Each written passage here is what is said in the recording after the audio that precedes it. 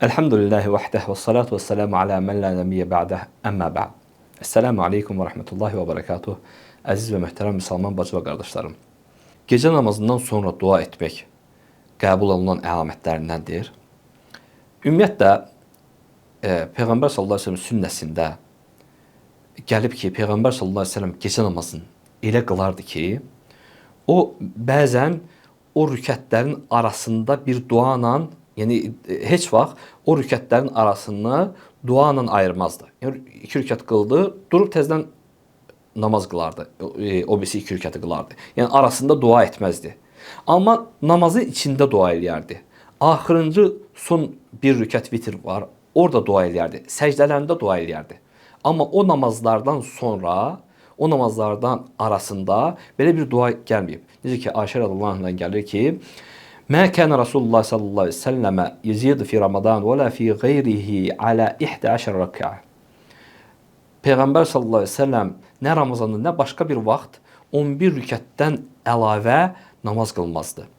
O deyir, bəzən deyir 4 qılardı.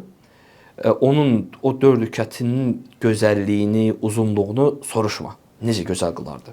Sonra yenə 4 qılardı. Onun necə gözəl, necə uzun qıldığını heç soruşma. Sonra 3 qılardı. Yəni bu hədislər də göstərir ki, onların arasında bir dua və s. gəlməyib və yaxud ondan sonra bir dua gəlməyib. Eləcə də başqa rivayətdə Peyğəmbər sallallahu əleyhi və səlləm buyurur ki, o Peyğəmbər sallallahu əleyhi və səlləm işa namazı ilə sübh namazı arasında namaz qılardı. 11 rükət namaz qılardı. Və hər iki rükətdən bir salam verərdi, sonra bir rükət vitrlə tamamlayardı. Əgər Peyğəmbər sallallahu əleyhi və səlləm o rəkətlər arasında bir dua etdiyi sabit olsaydı, bunda bizə gəlib çatardı. Sabit olmadığına görə belə bir dua yoxdur. Amma gecənin 1/3-də deyək ki, sübh namazına yaxın, gecənin axır 1/3-də insan dua etmək istəyərsə, bəli, bu barədə Uca Allah Quran-ı Kərimdə buyurur ki, "Və bil əsharihum yestəğfirun." Onlar sübh çağında istiğfar edərlər. Möminlərin sifətlərindəndir.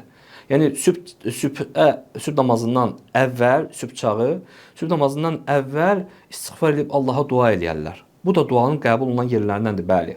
Amma sırf namazdan sonra, namazda dua eləyib ondan sonra yenidən həmin duanı etsən, qəbul olunan əlamətlərindəndir. Belə bir şey şəriətimizdə gəlməyib. Hətta bəzi hədislərdə gəlib ki, Peyğəmbər sallallahu əleyhi və səlləmdən soruşurlar ki, hansı dua qəbul olunmağa daha yaxındır? Peyğəmbər sallallahu əleyhi və səlləm buyurur ki, gecənin sonunda edilən dua, eləcə də hər namazın axırında edilən dua. Allah daha doğrusunu bilir.